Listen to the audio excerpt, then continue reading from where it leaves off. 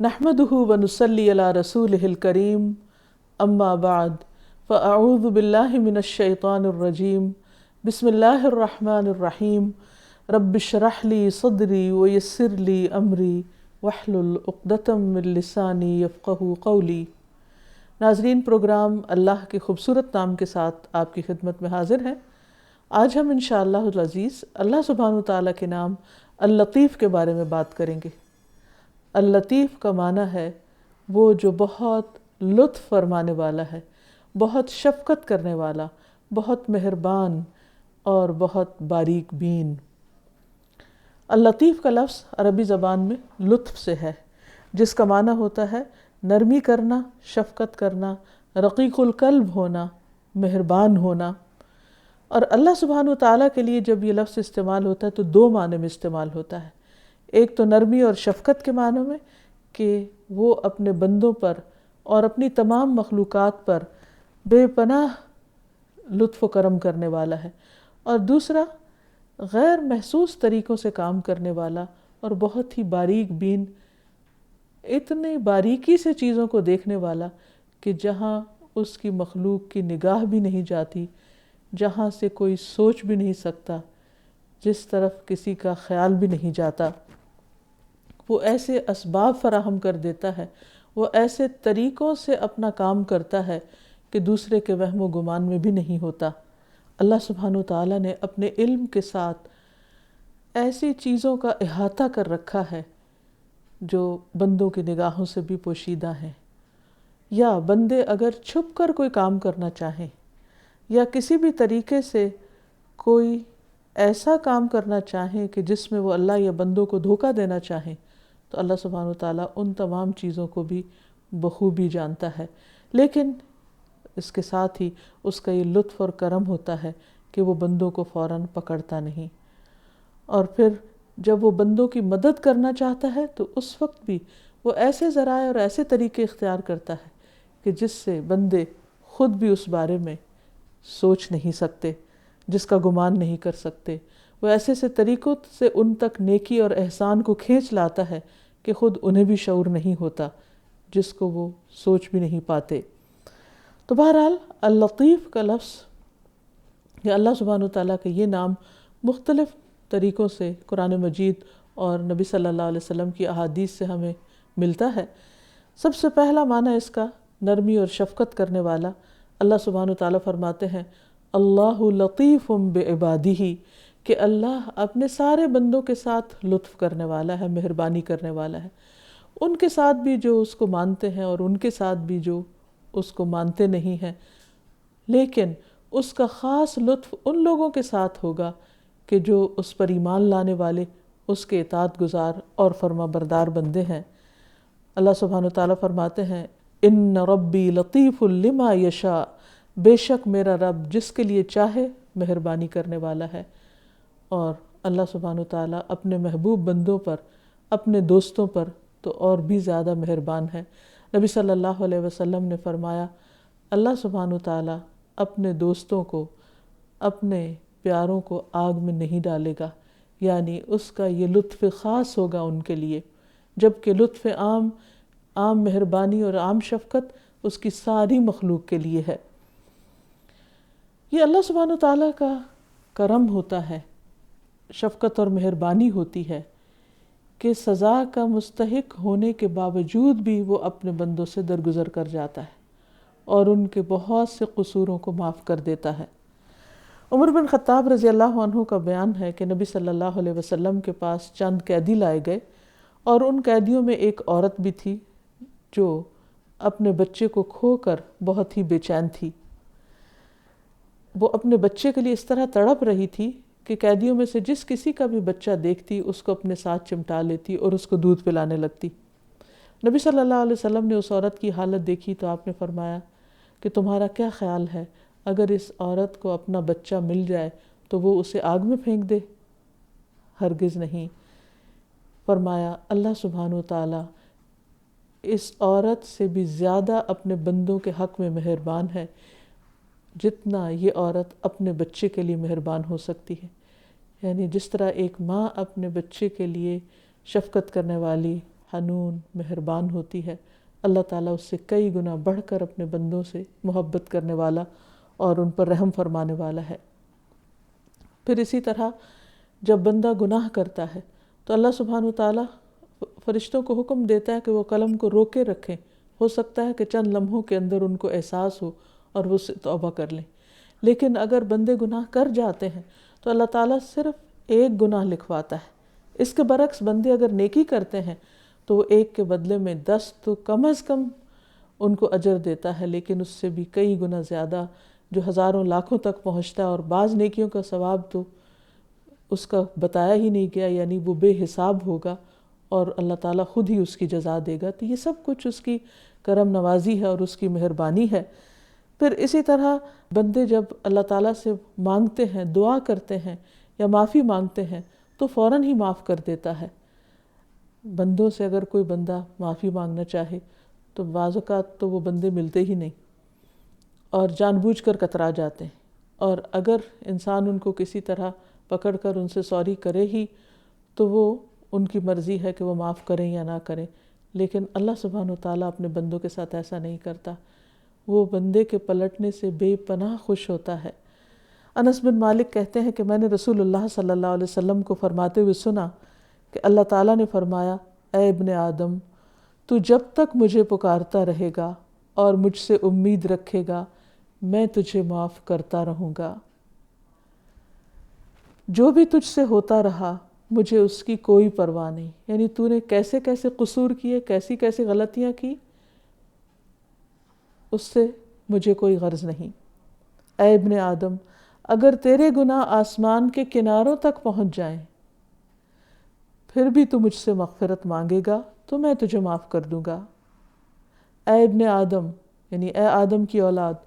اگر تو زمین کے برابر بھی گناہ کرنے کے بعد مجھ سے اس حالت میں ملے گا کہ تو نے میرے ساتھ ذرا بھی شرک نہیں کیا تو میں تجھے اتنی ہی مغفرت عطا کر دوں گا۔ یعنی اللہ سبحانہ وتعالیٰ سارے گناہ معاف کر سکتا ہے، بس ضرورت اس چیز کی ہے کہ بندہ اپنے رب کی طرف پلٹنے والا ہو۔ وہ اپنے نافرمانوں کے حق میں بھی مہربان ہے، اور اسی وجہ سے ہم دیکھتے ہیں کہ فرعون جو اپنے آپ کو خدا کہتا تھا، یعنی کہ وہ عام مجرم نہیں تھا، وہ مجرموں کا سردار تھا، لیکن اس کے باوجود اللہ سبحانہ وتعالیٰ نے جب موسیٰ علیہ السلام کو اس کے پاس حق کا پیغام دے کر بھیجا، اور ان کے ساتھ ہارون علیہ السلام بھی تھے، تو ان دونوں کو خاص طور پر تاکید کی، اور وہ کیا تھی کہ اذهبا الی فرعون انہ طغی، کہ فرعون کے پاس جاؤ، اس نے سرکشی کی ہے، فقولا لہ قولا لینا، تو اس سے نرمی سے بات کرنا۔ فرعون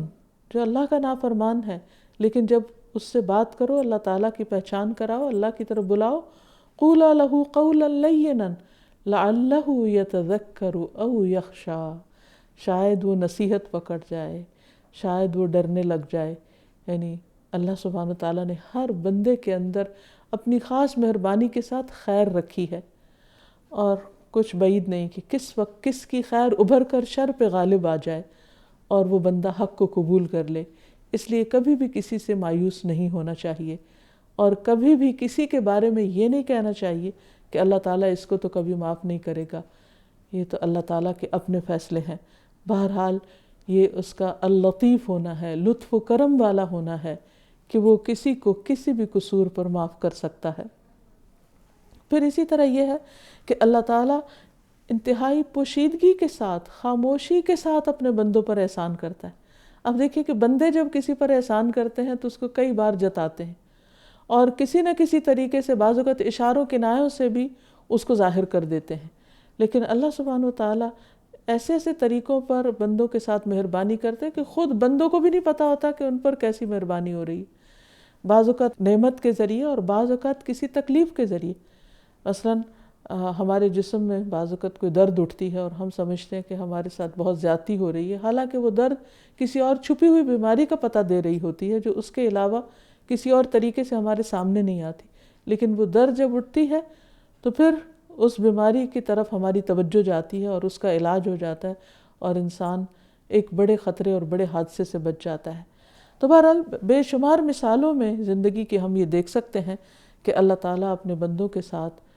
خاموشی کے ساتھ بے پناہ مہربانیاں کرتا رہتا ہے۔ وہ بندوں کے کاموں کو آسان کر دیتا ہے، وہ ان کی دعائیں قبول کرتا ہے، بے شمار نعمتیں ظاہراً اور باطناً کھلی اور چھپی عطا کرتا ہے، اتنی کہ جن کو وہ شمار نہیں کر سکتے۔ وہ منکرین کے ساتھ بھی مہربانیاں کرتا چلا جاتا ہے۔ ضروری نہیں کہ اس کی یہ مہربانی صرف اس کے ماننے والوں یا فرما برداروں کے ساتھ ہو، ان کے ساتھ بھی ہیں جو اس کی نافرمانیاں کرتے ہیں، اور پھر ان کو رزق بھی دیتا ہے، اور وہاں سے جہاں سے وہ گمان بھی نہیں کر سکتے۔ اللہ تعالیٰ فرماتے ہیں اللہ لطیف بعبادہ یرزق من یشاء وہو القوی العزیز۔ اللہ اپنے بندوں پر بہت مہربان ہے، وہ جسے چاہتا ہے رزق عطا کرتا ہے، وہی بہت قوت والا اور سب پر غالب ہے۔ اسی طرح بعض اوقات انسان دنیا سے بھی چلا جاتا ہے، لیکن اس کے جانے کے بعد اس کی اولاد کے ساتھ اللہ سبحانہ وتعالیٰ ایسی ایسی مہربانیاں کرتا ہے کہ اگر باپ خود بھی موجود ہو تو وہ اپنے بچوں کا وہ خیال نہیں رکھ سکتا۔ اس سلسلے میں ہمیں سورۃ الکہف کے اندر ایک بہت بہترین قصہ ملتا ہے جو موسیٰ علیہ السلام اور خضر علیہ السلام کے سفر کا ہے، جس میں ایک جگہ پر جا کر خضر علیہ السلام ایک ایسی بستی میں جنہوں نے ان کو کھانا دینے سے انکار کیا، وہاں ایک گری ہوئی دیوار کو بنا دیتے ہیں، اور جب موسیٰ علیہ السلام ان سے سوال کرتے ہیں کہ اس بستی کے لوگوں نے تو آپ کے ساتھ اچھا سلوک نہیں کیا اور آپ ان کی دیوار بنا رہے ہیں، تو پھر بعد میں جب خضر علیہ السلام ساری کاموں کی حکمت بتاتے ہیں تو اس وقت بتاتے ہیں کہ ان کا باپ بہت نیک آدمی تھا۔ فَأَرَادَ رَبُّكَ أَن يَبْلُغَا أَشُدَّهُمَا وَيَسْتَخْرِجَا كَنزَهُمَا۔ تیرے رب نے ان کے ساتھ ارادہ کیا، یعنی بھلائی، شفقت اور مہربانی کا ارادہ کیا کہ یہ دونوں بچے بالغ ہوں، اور ان کے باپ نے اس دیوار کے نیچے جو خزانہ ان کے لیے دفن کر رکھا ہے وہ اس سے فائدہ اٹھا سکیں اور بڑے ہو کر یہ اپنا خزانہ نکال لیں۔ رحمۃ من ربک، یہ تیرے رب کی طرف سے رحمت اور مہربانی کی وجہ سے ہوا ہے۔ تو اللہ تعالیٰ غیب کے خزانوں سے بندوں کی اس طریقے سے مدد کرتا ہے کہ جس کی طرف بندوں کا خود دھیان بھی نہیں جاتا۔ اسی طرح آپ دیکھیے کہ اللہ تعالیٰ نے ہمارے لیے رزق کے جو بے پناہ ذرائع رکھے ہیں، ان میں بھی ایسی خاموشی کے ساتھ درخت کام کر رہے ہیں۔ مثلاً ایک بیج سے درخت بننے میں اور درخت کو بار آور ہونے میں اور پھلدار ہونے میں کتنا لمبا عرصہ درکار ہوتا ہے، لیکن کتنے صبر کے ساتھ ایک درخت سالوں اپنی جگہ پر کھڑا رہتا ہے اور گرو کرتا رہتا ہے، اور کتنی خاموشی کے ساتھ اور غیر محسوس طریقے سے کہ ہم روزانہ اس کی گروتھ کو ناپ نہیں سکتے، کس غیر محسوس طریقے سے وہ انتظام ہوتا رہتا ہے۔ پھر ہم بعض اوقات غور کرتے بھی ہیں اور بعض اوقات نہیں کرتے۔ بعض اوقات درختوں پہ پھول آتے ہیں، پھل آتے ہیں اور وہ گرو کرتے ہیں حتیٰ کہ وہ پک جاتے ہیں، پھر جا کر ہمارا دھیان آتا ہے اور ہم ایک دم ان کو چند منٹوں کے اندر ان کو کھا کر ختم بھی کر دیتے ہیں۔ لیکن ہم کبھی غور نہیں کرتے کہ رب نے کیسے ان کی پلاننگ کی اور کس طرح ان کو بڑھایا، اور بغیر کوئی شور مچائے اور بغیر کوئی گندگی پھیلائے اور پولوشن پیدا کیے یہ درخت کس بہترین طریقے سے، اور نہ صرف یہ کہ درخت، بے شمار کھیتیاں ہمارے لیے کس طرح رزق کا سامان لیے ہوئے ہیں۔ یہ کیا ہے؟ یہ دراصل اللہ سبحانہ وتعالیٰ کا لطف و کرم ہے۔ پھر اسی طرح آسمان سے منو ٹنوں پانی برستا ہے بارش کی شکل میں، لیکن وہ بندوں کو زخمی نہیں کرتا، بندوں کے اوپر بوجھ بن کے نہیں گرتا۔ کس طرح وہ ایک ایک قطرے کی شکل میں کس طرح ہلکی ہلکی فوار پڑتی ہے یا بارش برستی ہے جو بندوں کے لیے ایک راحت کا باعث ہوتی ہے، اور کس طرح وہ زمین کو سیراب کرتا ہے، اور زمین بھی کس طرح آہستہ آہستہ اس پانی کو اپنے اندر جذب کر جاتی ہے، سمو لیتی ہے، اور بندوں کے لیے پھر جہاں ضرورت ہوتی ہے وہ پانی میٹھے پانی کی شکل میں بھی بعض اوقات نکلتا ہے۔ پھر یہ ہے کہ اللہ سبحانہ وتعالیٰ رزق کے ایسے ایسے سامان پیدا کرتا ہے کہ جس کا بندے سوچ بھی نہیں سکتے۔ بعض اوقات ایک انسان ایک جگہ پیدا ہوتا ہے، اس کی عمر وہاں گزرتی ہے، لیکن وہاں اس کے لیے کوئی رزق کے اسباب نہیں ہوتے۔ اللہ تعالیٰ اس کا رزق کہیں اور لکھے ہوتا ہے، اور کس طریقے سے وہ مختلف طرح کے کنیکشن جڑتے جاتے ہیں، مختلف طرح کے ڈاٹس جڑتے جاتے ہیں، اور انسان وہاں پہنچ جاتا ہے جہاں اس کے لیے اللہ تعالیٰ نے بے پناہ مہربانی کے سامان رکھے ہوتے ہیں۔ اللہ تعالیٰ قرآن مجید میں فرماتا ہے وَمَن يَتَّقِ اللَّهَ يَجْعَلْ لَهُ مَخْرَجًا وَيَرْزُقْهُ مِنْ حَيْثُ لَا يَحْتَسِبُ۔ جو اللہ سے ڈرے گا اللہ تعالیٰ اس کے لیے نکلنے کا کوئی راستہ ضرور بنا دے گا، اور اسے وہاں سے رزق دے گا جہاں سے وہ گمان بھی نہیں کرے گا۔ یہی اللہ تعالیٰ کی مہربانی ہے۔ اسی طرح اللہ تعالیٰ اپنے پیغمبروں پر مہربان ہوا۔ زکریا علیہ السلام کو کس طرح اپنے لطف و کرم کے ساتھ بڑھاپے میں اولاد دی، مریم علیہ السلام کو کس طرح رزق کا سامان فراہم کیا۔ پھر اللہ تعالیٰ بندوں کو بعض اوقات ایسے شر سے محفوظ رکھتا ہے جس کا خود بندوں کو نہیں پتہ کہ وہ ان کے لیے شر ہے۔ آسمان سے اترنے والی بلائیں، زمین سے نکلنے والے مختلف طرح کے تکلیف دہ چیزیں، یہ سب چیزیں بھی اللہ تعالیٰ خود بخود بندوں کے حق میں اس طرح ان تکلیفوں کو اور شر کو روکتا ہے کہ بندے اس دنیا پر جی سکیں اور آسانی سے اپنے کام کاج کر سکیں۔ اور اس میں ہم دیکھتے ہیں کہ ایک مرتبہ نبی صلی اللہ علیہ وسلم کے پاس ہر طرف سے جنات اور شیاطین جمع ہونے لگے، اور کچھ مفسد جنوں نے یہ پلان بنایا کہ ایک آگ کا شعلہ لا کر آپ کو تکلیف پہنچائیں۔ تو اس پر جبریل علیہ السلام فوراً اترے اور انہوں نے آپ کو یہ دعا سکھائی، اعوذ بکلمات اللہ التامات من شر ما خلق وذرا وبرا ومن شر ما ينزل من السماء وما يعرج فيها ومن شر ما يلج في الأرض وما يخرج منها ومن شر طوارق الليل والنهار إلا طارقا يترك بخير يا رحمن۔ آپ نے آ کر جبریل علیہ السلام نے نبی صلی اللہ علیہ وسلم سے کہا کہ آپ فوراً یہ دعا پڑھیے کہ میں اللہ کے مکمل کلمات کے ذریعے ان تمام چیزوں کے شر سے پناہ مانگتا ہوں جنہیں اللہ نے پیدا کیا اور انہیں وجود عطا کیا اور موجود کیا، ان تمام چیزوں کے شر سے جو آسمان سے اترتی ہیں اور جو آسمان کی طرف چڑھتی ہیں، رات اور دن کے فتنوں کے شر سے اور رات کو ہر آنے والے کے شر سے، سوائے اس کے جو خیر کے ساتھ آئے، اے رحمان۔ نبی صلی اللہ علیہ وسلم نے فرمایا ان کلمات کے پڑھتے ہی ان کی آگ بجھ گئی اور اللہ تعالیٰ نے انہیں شکست سے دوچار کر دیا۔ تو بہرحال اللہ تعالیٰ ہی بہتر طور پر جانتا ہے کہ انسان کے لیے کون کون سے دشمن ہیں اور کس کس طرح سے اس پر حملہ آور ہو سکتے ہیں، اور یہ اس کی مہربانی تھی کہ اس نے کتاب ہدایت اتاری اور اس میں ہمیں زندگی گزارنے کے سلیقے بتائے، اور پھر نبی صلی اللہ علیہ وسلم کو بھیجا اور ان کے ذریعے ہمیں ایسی بہت سی دعائیں، حفاظت کی دعائیں اور ایسی چیزیں پڑھنے کو بتایا کہ جن سے ہم بہت سے شر اور فساد سے محفوظ رہ سکتے ہیں۔ پھر اسی طرح یہ ہے کہ اللہ تعالیٰ کا جو لطف خاص ہے وہ اس کے نیک بندوں کے لیے ہوگا جو موت سے لے کر موت کے بعد کے سارے مراحل پر ان کے ساتھ رہے گا۔ مثلا اللہ تعالیٰ کے پیاروں کو جب موت آتی ہے تو اس کے بارے میں بھی آتا ہے کہ وہ کتنے اچھے طریقے سے آتی ہے۔ جیسے قرآن مجید میں آتا ہے وَالنَّاشِطَاتِ نَشْطًا، قسم ہے ان فرشتوں کی جو آسانی سے بند کھولتے ہیں، یعنی آسانی سے روح کو نکال کے لے جاتے ہیں، خصوصاً جو اللہ کے مقرب بندے ہوتے ہیں۔ فَأَمَّا إِن كَانَ مِنَ الْمُقَرَّبِينَ فَرَوْحٌ وَرَيْحَانٌ وَجَنَّةُ نَعِيمٍ وَأَمَّا إِن كَانَ مِنْ أَصْحَابِ الْيَمِينِ فَسَلَامٌ لَكَ مِنْ أَصْحَابِ الْيَمِينِ۔ اگر وہ مرنے والا مقربین میں سے ہو تو اس کے لیے راحت، عمدہ رزق اور نعمتوں والی جنت ہوگی، اور اگر وہ دائیں ہاتھ والوں میں سے ہوگا تو اے دائیں ہاتھ والے تجھ پر سلامتی ہو۔ نبی صلی اللہ علیہ وسلم نے فرمایا بندہ مومن جب دنیا سے رخصتی اور آخرت کے سفر پر جانے کے قریب ہوتا ہے تو اس کی طرف آسمان سے روشن چہروں والے فرشتے آتے ہیں،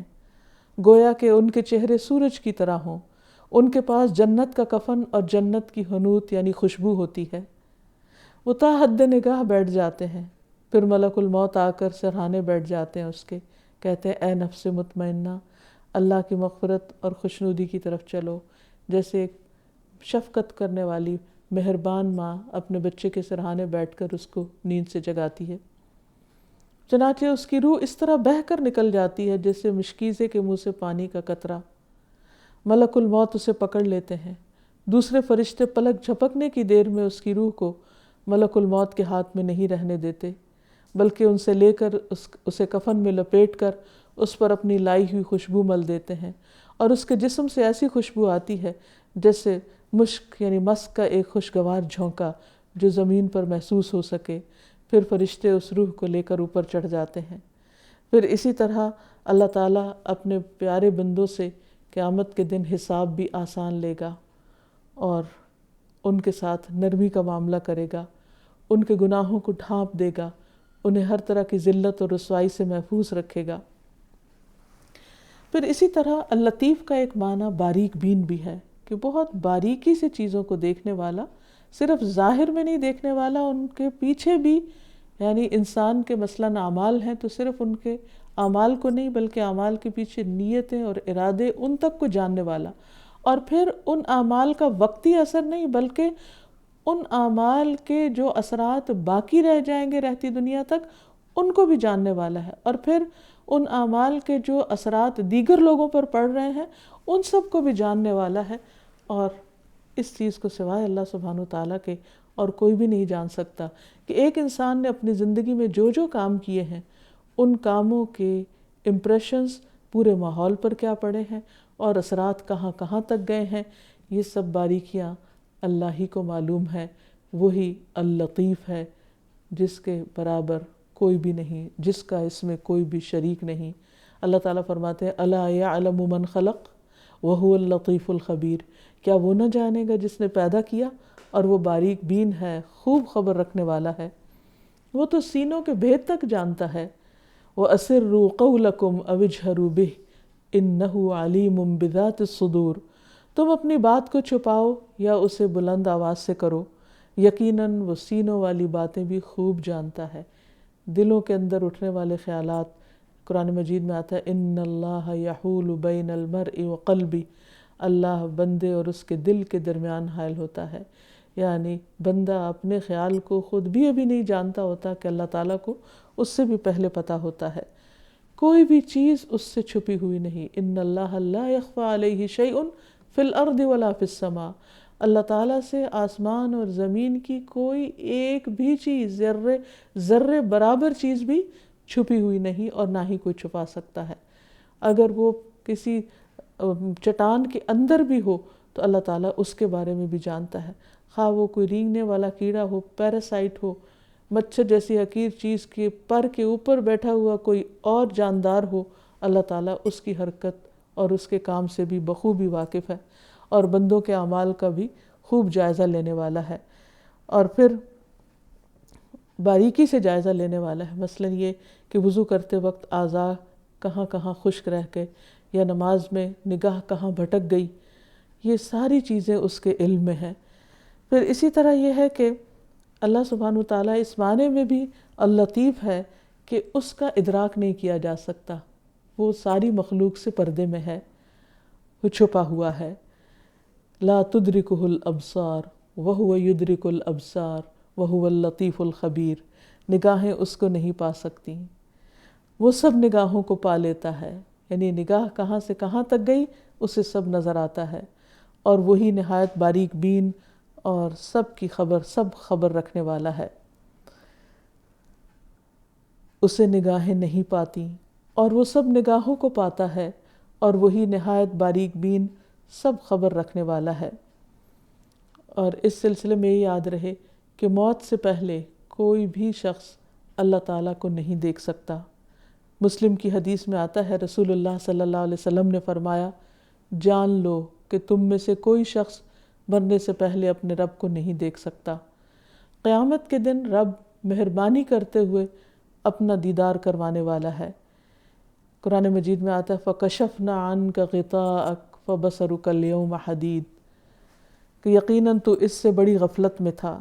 سو ہم نے تجھ سے تیرا پردہ دور کر دیا، آج تیری نگاہ بہت تیز ہے۔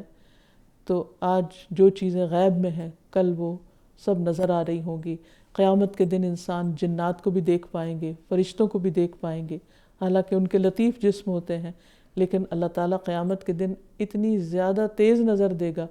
کہ وہ سب کچھ نظر آنے لگے گا۔ پھر اللہ تعالیٰ اپنے بندوں پر خاص طور پر جو شفقت فرمائے گا، صرف دکھائے گا نہیں اپنے آپ کو، بلکہ مسکرا کر تجلی فرمائے گا، جس سے بندے خوش ہو جائیں گے۔ رسول اللہ صلی اللہ علیہ وسلم نے فرمایا، قیامت والے دن ہمارا رب ہنستے ہوئے ہمارے سامنے تجلی فرمائے گا، یعنی جب نظر آئے گا تو وہ کسی خوفناک شکل میں نہیں بلکہ بہت ہی محبوب صورت میں۔ بندے کو جب اللہ تعالیٰ کی یہ صفت معلوم ہو جاتی ہے تو اس کے بعد بندے کے اوپر لازم آتا ہے کہ وہ اپنی زندگی میں تبدیلی لائے، کیونکہ اب اس کا تعلق اللہ سبحانہ تعالیٰ سے مزید گہرا ہو گیا اس کو پہچاننے کے بعد، اور اللطیف کو جان کر بھی ہماری زندگی میں، ہمارے عمل میں تبدیلی آنی چاہیے۔ اور وہ تبدیلی کیا کہ ہم بھی لطف و کرم کا مظاہرہ کریں، اللہ کی مخلوق کے ساتھ مہربانی کا سلوک کریں، یتیموں اور مسکینوں پر شفقت کا ہاتھ رکھیں، جھگڑنے والوں کے درمیان صلح کرائیں اور ہر طرف محبت کا پیغام عام کریں۔ نعمان بن بشیر کہتے ہیں کہ رسول اللہ صلی اللہ علیہ وسلم نے فرمایا، مومن بندوں کی مثال ان کی آپس میں محبت، ہمدردی اور شفقت میں ایک جسم کی طرح ہے۔ جب جسم کے کسی ایک حصے کو تکلیف ہوتی ہے تو سارے جسم کو شب بیداری اور بخار کا احساس ہوتا ہے، باقی جسم بھی آرام نہیں کر پاتا۔ اسی طرح انسان جو اس سے جتنے قریب ہو ان کے ساتھ اتنا ہی زیادہ شفقت کا معاملہ کرے، خصوصاً رشتہ داروں کے ساتھ، کیونکہ بعض اوقات رشتہ داروں کی طرف سے انسان کو وہ رسپانس نہیں ملتا جس کو وہ ایکسپیکٹ کرتا ہے، تو ان سے انسان بے رخی اختیار کرنے لگتا ہے اور اپنی مہربانی چھوڑ دیتا ہے۔ اس سے بھی روکا گیا۔ رسول اللہ صلی اللہ علیہ وسلم نے فرمایا، جنتی لوگ 3 قسم کے ہیں: ایسا صاحب اقتدار جو انصاف کرتا ہو، انصاف کرنے والا لیڈر، دوسرے صدقہ کرنے والا یعنی جو خوب خیرات کرے اور توفیق دیا ہوا ہو، اور وہ آدمی جو رشتہ داروں اور مسلمانوں کے لیے مہربان اور نرم دل ہو، وہ آدمی جو پاک دامن ہو اور عیالدار بھی ہو لیکن کسی سے سوال نہ کرتا ہو۔ پھر اسی طرح مسکینوں کے ساتھ، محتاجوں کے ساتھ، کمزور لوگوں کے ساتھ، غریب لوگوں کے ساتھ، جو معاشرے کے محروم طبقات ہیں ان کے ساتھ خصوصی شفقت کا معاملہ کرنا چاہیے۔ ہمارے دین میں اس کی بہت زیادہ تاکید کی گئی ہے۔ اللہ سبحانہ وتعالی ہمارے ساتھ مہربان ہے، اس نے ہمیں نعمتوں سے نواز رکھا ہے، تو ہم پر لازم ہے کہ ہم ان لوگوں کے ساتھ مہربانی کا سلوک کریں جن کو اللہ تعالیٰ نے کچھ چیزوں سے محروم کر کے امتحان میں ڈالا ہوا ہے۔ ابو ذر رضی اللہ عنہ سے مروی ہے کہ مجھے میرے خلیل صلی اللہ علیہ وسلم یعنی میرے دوست محمد صلی اللہ علیہ وسلم نے مجھے 5 چیزوں کا حکم دیا ہے۔ نمبر 1، انہوں نے حکم دیا مساکین پر رحم کرنے کا اور ان سے قریب رہنے کا۔ نمبر 2، اپنے سے نیچے والے کو دیکھنے کا اور اوپر والے کو نہ دیکھنے کا۔ نمبر 3، صلہ رحمی کرنے کا، خواہ کوئی اس کو توڑے۔ نمبر 4، حق بات کہنے کا، خواہ وہ تلخ ہی کیوں نہ ہو۔ اور نمبر 5 یہ کہ میں کثرت سے لا حول ولا قوت الا باللہ پڑھتا رہوں۔ تو اس میں خاص طور پر اپنے سے کمزور لوگوں کے ساتھ اچھا سلوک کرنے کا سبق دیا گیا ہے، اور اس کے علاوہ دنیا میں جن کے پاس نعمتیں زیادہ ہوں ان کی طرف نہ دیکھا جائے، کیونکہ پھر اس طرح انسان کو ملنے والی نعمتیں حقیر نظر آئیں گی اور وہ اللہ تعالیٰ سے شکوہ کرنے لگے گا اور اپنی زندگی بھی مزریبل بنا لے گا۔ اور اسی طرح رشتہ دار جو کہ بہت توقعات رکھتے ہیں، تو وہ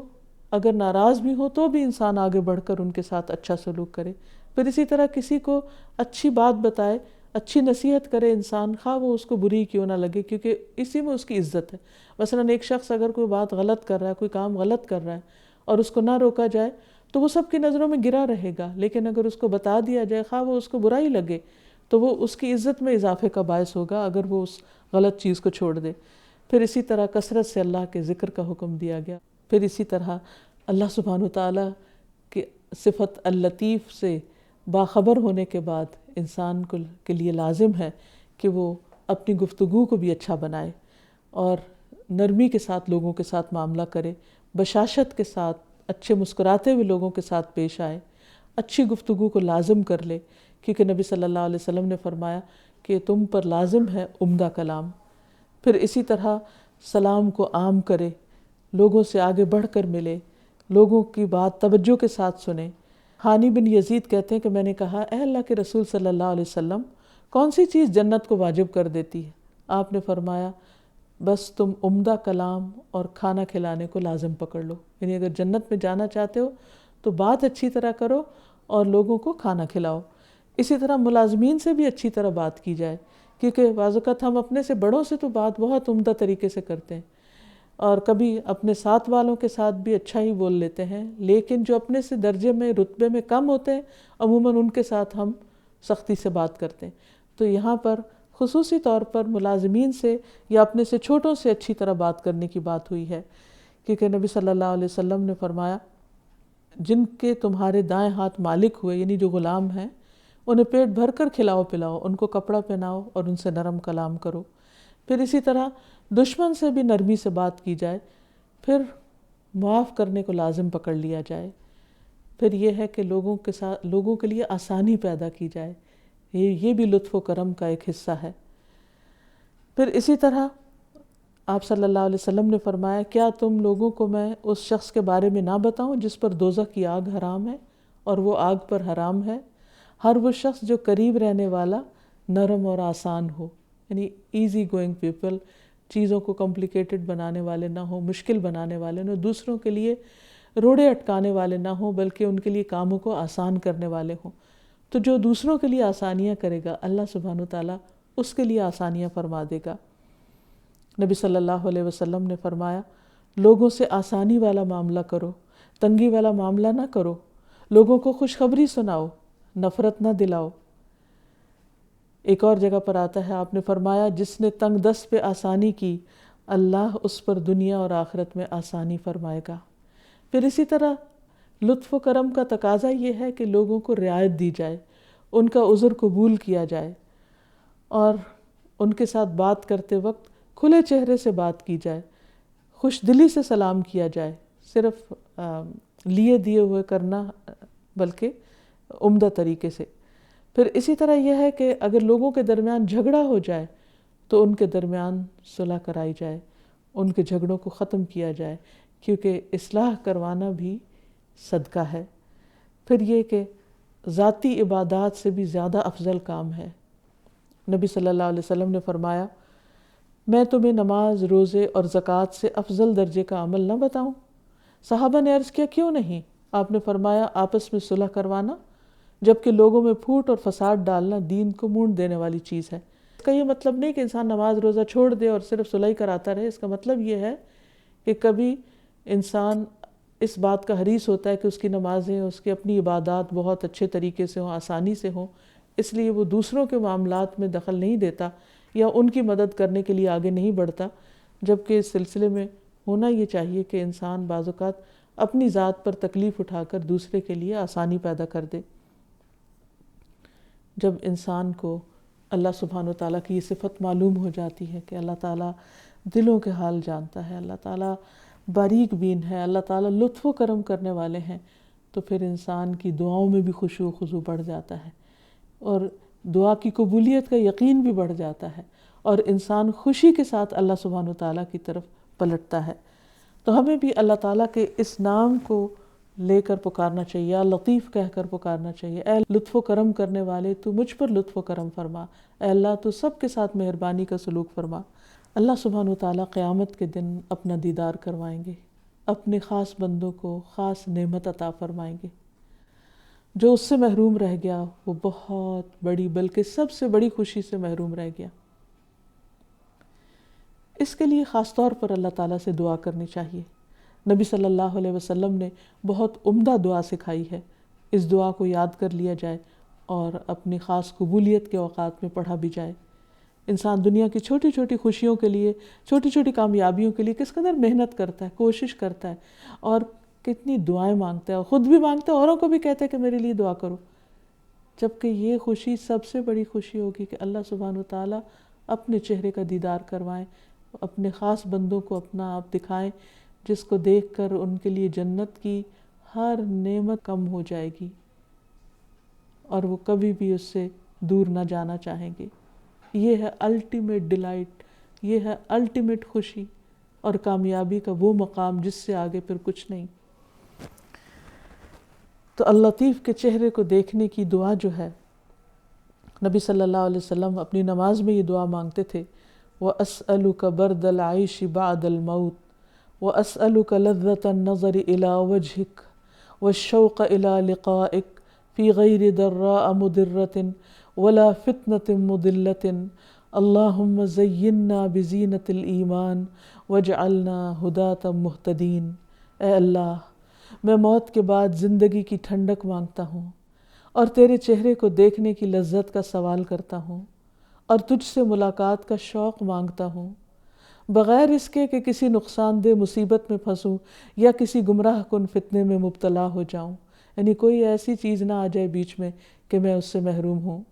اے اللہ، ہمیں ایمان کی زینت سے مزین کر دے اور ہمیں ہدایت یافتہ لوگوں کا رہنما بنا دے۔ پھر اسی طرح یہ ہے کہ اللہ سبحانہ و تعالیٰ چونکہ باریک بین ہے، چھپے ہوئے گناہوں کو بھی جانتے ہیں، دل کے رازوں کو بھی جانتے ہیں، وسوسوں اور خیالات تک کو بھی جانتے ہیں، اس لیے یہ دعا بھی مانگنی چاہیے، رب اغفر لی ما اسررت وما اعلنت، اے میرے رب میرے پوشیدہ اور ظاہری تمام گناہوں کو معاف کر دے۔ ایک اور دعا ہے، اللہم لک اسلمت وبک آمنت وعلیک توکلت وإلیک انبت وبک خاصمت وإلیک حاکمت فاغفر لی ما قدمت وما اخرت وما اسررت وما اعلنت انت الہی لا الہ الا انت۔ اے اللہ میں تیرے سامنے ہی جھکا، تجھ پر ایمان لایا، تجھ پر بھروسہ کیا، تیری ہی طرف رجوع کیا، تیرے ہی سامنے اپنا جھگڑا پیش کیا اور تجھ ہی سے فیصلہ چاہتا ہوں، بس تو میری مغفرت کر دے، اگلے پچھلے تمام گناہوں کی جو میں نے چھپا کر کیے اور جو ظاہر کیے، تو ہی میرا معبود ہے، تیرے سوا اور کوئی عبادت کے لائق نہیں۔ تو اللہ سبحانہ وتعالیٰ اپنی خاص رحمت، لطف اور مہربانی کے ساتھ انشاءاللہ گناہ معاف فرما دے گا، کیونکہ بعض اوقات ہم خود بھی نہیں جانتے کہ ہم کہاں کہاں قصوروار ہوئے، کیا کیا غلطیاں ہم نے کی۔ اللہ تعالیٰ ان سب کو معاف کر دینے والا ہے، ہمیں مانگنے کا شوق ہونا چاہیے، قبولیت تو اللہ سبحانہ وتعالیٰ ہی کا کام ہے۔ اور پھر زندگی کے کاموں کو آسان بنانے کے لیے بھی اللہ تعالیٰ سے دعا کرنی چاہیے، اللہم لا سہل الا ما جعلتہ سہلا وانت تجعل الحزن سہلا اذا شئت۔ اے اللہ کوئی چیز آسان نہیں مگر جس کو تو آسان کر دے، اور تو جب چاہتا ہے تو مشکل چیز کو بھی آسان کر دیتا ہے۔ تو اللہ سبحانہ وتعالیٰ سے دعا ہے کہ وہ ہماری تمام مشکلات کو آسان فرمائے اور ہمیں اپنی ایسی معرفت عطا کرے اور اپنی ملاقات کا ایسا شوق دے دے کہ اس کے بعد باقی ہر چیز ہیچ ہو جائے۔ وآخر دعوانا ان الحمد للہ رب العالمین۔ سبحانک اللہم وبحمدک اشہد ان لا الہ الا انت استغفرک واتوب الیک۔ السلام علیکم ورحمۃ اللہ وبرکاتہ۔